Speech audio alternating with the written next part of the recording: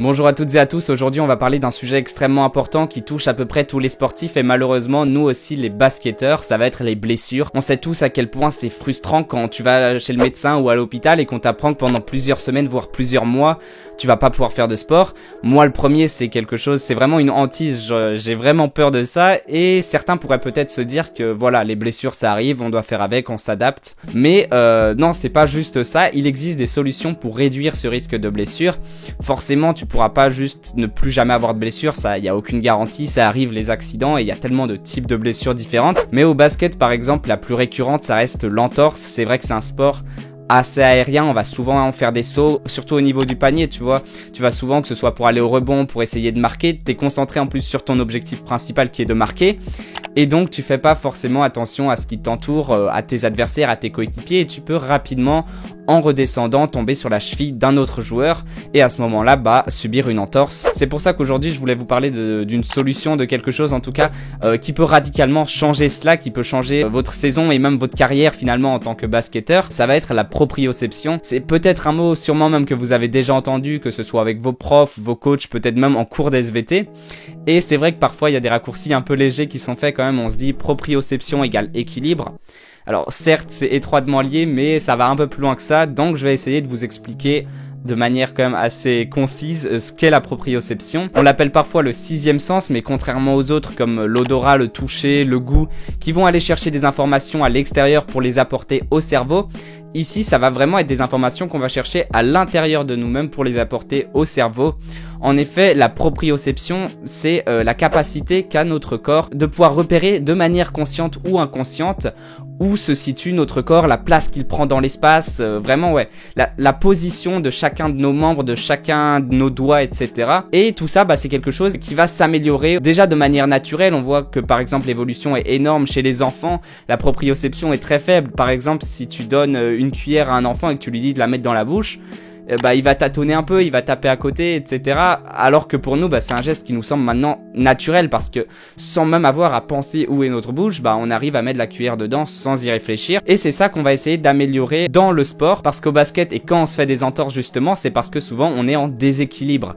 On est dans une situation à laquelle on ne s'attendait pas, à laquelle on n'est pas habitué. Et c'est justement là qu'on va essayer de travailler. On va essayer d'habituer notre corps à ces situations assez délicates, à ces situations de déséquilibre, de changement de direction, etc. Et comme énormément de choses, ça va être lié à la répétition parce que c'est de la mémoire inconsciente sur ce point-là, tu vois, des fois t'oublies des choses peut-être bêtes, t'oublies ce qui s'est passé il y a une semaine, mais ton cerveau il est beaucoup plus fort que ça, c'est une machine assez incroyable et donc il va mémoriser chacun des petits mouvements et plus tu te forces à vivre ces expériences-là, le cerveau vraiment va se forger avec les expériences et ça c'est des expériences forcées que tu vas faire pendant les différents exercices que je vais te proposer juste après. On a différents récepteurs ici appelés les propriorécepteurs en lien avec la proprioception et qui sont placés au niveau des tendons, des muscles, même de la voûte plantaire, au niveau des mains également. Et ces récepteurs-là, c'est eux qui vont envoyer les informations au cerveau à travers des messages nerveux. Plus tu vas vivre ces situations-là, plus tu vas t'entraîner à être en déséquilibre, etc. Plus ils vont être réactifs, ils vont être habitués et ils vont se souvenir de comment réagir dans telle situation. Et ce qu'on va chercher, c'est la contraction des muscles. Je vous en parlerai un peu plus tard dans la vidéo, pourquoi cette contraction, elle est si importante. Mais en attendant, je vais vous donner quelques exercices pour améliorer votre proprioception. On se retrouve donc dehors pour les différents exercices. Aujourd'hui, ce qu'on va faire, c'est surtout des exercices qui vont viser la proprioception au niveau du bas du corps. Mais après, forcément, la proprioception, ça touche tout. Donc, ça peut être les différentes articulations, en fait. Les coudes, les épaules, un peu partout. Mais au basket, qui va être le plus mis en danger, ça va être les chevilles, surtout, et également les genoux. Évidemment, comme à chaque fois qu'on fait du sport, forcément, là, ça va être des exercices quand même assez cool. Ça va pas être très intense, tout ça. Vous allez pas vous fatiguer, vous allez pas être crevé en fin de séance. Mais on commence quand même par quelques petits échauffements. Donc, faire tourner un petit peu les chevilles, tous les échauffements assez basiques, des montées de genoux. Mais après, ce que je vous conseille de faire, c'est de faire ça en fin de séance, par exemple. Donc, dès que vous avez fait un entraînement de basket, ou en fait, quand vous êtes déjà chaud, comme ça, il n'y a pas besoin de s'échauffer. Et en plus de ça, c'est quelque chose qu'il faut faire de manière récurrente. Donc, des fois, vous allez peut-être pas vous dire, allez, je me lance juste pour faire une séance de proprio. Alors que si vous faites un truc pendant 1 heure, vous faites du sport, à la fin, c'est 5 minutes, 5-10 minutes en plus pour bien clôturer l'entraînement de manière un peu plus cool. Et c'est un entraînement nécessaire parce que, comme énormément de choses, c'est basé sur la répétition et la régularité. Le premier exercice, ça va être quelque chose de très classique que vous avez très certainement déjà fait en entraînement. Donc moi en plus j'ai un accessoire qui va me permettre de donner un peu plus de difficulté à peu près tous les exercices que je vais faire. Mais vous pouvez faire sans ou le remplacer par exemple pour mettre un coussin. Ce qu'on va chercher c'est avoir une surface assez instable. Donc là ça c'est vraiment fait pour, donc c'est assez pratique. Le premier exercice c'est simplement donc de tenir sur un pied. Il y a différents niveaux de difficulté. Déjà là par exemple c'est beaucoup plus difficile que si je suis au sol. Et en plus de ça, ce qu'on va chercher c'est également si vous vous sentez un peu plus à l'aise, arrêtez de regarder vos pieds. Regardez devant vous et puis encore après si vous sentez plus à l'aise, et puis il faut se forcer de toute façon. Même si vous êtes encore un peu en train de tâtonner, il faut se forcer à chercher la difficulté, et donc ça va être de fermer les yeux, et là vous allez voir que vous perdez un peu tous vos repères, et c'est vraiment là qu'est mis en jeu la proprioception. Pendant que vous faites ces exercices là aussi, essayez d'avoir un peu le genou plié. On vous demande pas d'être comme ça, mais de pas être tout à fait droit non plus, pas être complètement rigide, de simplement plier légèrement le genou pour être un peu plus stable déjà. Évidemment, sur tous les exercices à peu près ça s'applique. Faites-le des deux pieds, donc le pied gauche et le pied droit, et rapidement vous allez vous rendre compte qu'il y a un pied sur lequel vous êtes beaucoup plus stable. Pour ce deuxième exercice, encore une fois, ça va être sur un pied. Donc là par exemple, je vais commencer avec le pied gauche et on va essayer avec le pied droit d'aller chercher les différents plots. C'est pas grave si vous les touchez pas. Cherchez quand même à les toucher, mais l'objectif c'est de se rapprocher, donc avec cette jambe là, d'aller chercher d'abord derrière. Je vais commencer sans ça, et là ce qui va être difficile ça va être de le faire les yeux fermés.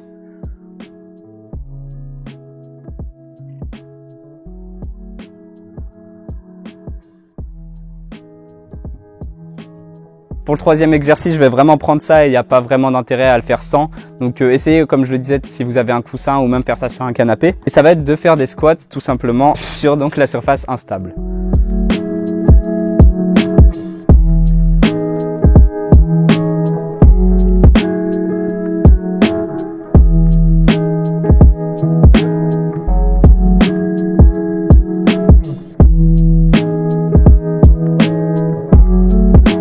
C'est bien de savoir qu'il existe des solutions, d'en comprendre un peu la nature, mais maintenant on va essayer aussi de comprendre c'est quoi une entorse tout simplement. Ça je pense que vous le savez à peu près tous, mais une entorse ça va arriver quand va y avoir des chocs assez violents, des mouvements brutaux. Ce qui se passe tout simplement c'est que les ligaments vont se déchirer plus ou moins, donc ça dépend, il y a aussi plusieurs niveaux d'entorse, il y a les entorses mineures, moyennes et graves. Et ce qui se passe c'est que le ligament soit il va être endommagé. Donc ça c'est une entorse qui peut se réparer assez rapidement, soit il va avoir une partie quand même un peu déchirée, donc là c'est plus grave. Et l'entorse vraiment grave c'est quand le ligament va être complètement déchiré. Le ligament c'est le tissu qui va relier les différents os entre eux au niveau des articulations. Forcément là par exemple je vous montre, je fais cette vidéo, c'est vrai que j'ai une entorse au pouce que je me suis faite il y a à peu près 2 semaines maintenant. C'est pour ça aussi en partie que ça fait longtemps que j'ai pas fait de vidéo, vous inquiétez pas, ça va revenir. Mais donc, ce qui se passe, c'est que là, par exemple, au niveau du pouce, l'os qui est ici et l'os qui est ici, ils vont être reliés par un ligament. Et si celui-ci, d'un seul coup, il y a un choc, il va se déchirer et tu peux plus bouger. Les os, ils sont séparés. Et c'est pour ça que quand il y a une entorse, ce qu'on va faire, c'est immobiliser. Donc là, par exemple, j'ai une petite attelle et qui permet de laisser le temps au ligament de se réparer sans être bougé, sans être manipulé un peu dans tous les sens. Maintenant, ce qu'on va faire, c'est certainement quelque chose que vous avez déjà vu. Je crois que par exemple, il y a une vidéo de Kairi qui tourne pas mal où il faisait ça même sur un ballon ou ce genre d'exercice en tout cas. Ça va être d'essayer de se mettre dans cette position-là. Donc de vous pencher vers l'avant, mettre en position avion. Et d'essayer de la maintenir. Et ce qui va être bien en fait, surtout, une fois que vous avez maintenu, ça devient à peu près facile de conserver cette position, mais c'est surtout toute la phase où vous allez essayer de vous placer, essayer de faire bouger le moins possible votre pied, qui est de moins en moins de ce genre de petits mouvements.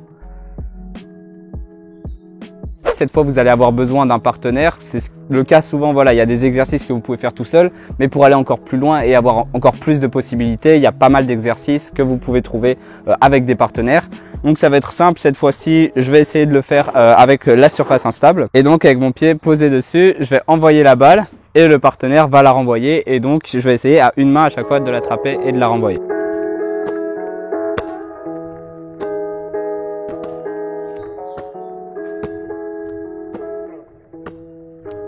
Pour terminer, on va donner un peu plus de mouvement. Depuis tout à l'heure, c'était du statique. Là, on va enchaîner en fait. On va faire des 180 ou des 360. Vous pouvez commencer d'abord avec du 180 et puis après passer au 360. D'abord sur les deux pieds et puis enfin ratterrir sur un pied au final.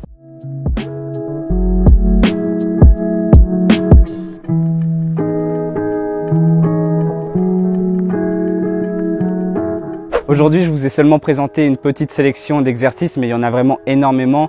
Donc je vous conseille d'aller chercher, que ce soit sur YouTube ou sur différents sites, vous tapez exercice proprioception et vous en avez énormément. Parce que ça peut peut-être devenir lassant et au moins en ayant vraiment une large sélection d'exercices, ça vous donne à chaque fois de nouveaux challenges et ça rend un peu moins...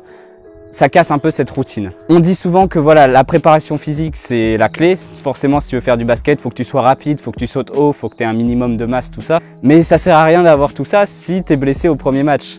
Donc la préparation physique, c'est d'un côté d'essayer d'améliorer les performances, mais aussi de prendre soin de son corps. C'est la base en tant que sportif. Tu te dois de faire attention à lui si tu veux que ça continue sur la durée. Si la vidéo vous a plu, n'hésitez pas à me le dire. Si jamais vous avez des expériences peut-être de blessures ou autres, à me les mettre dans les commentaires.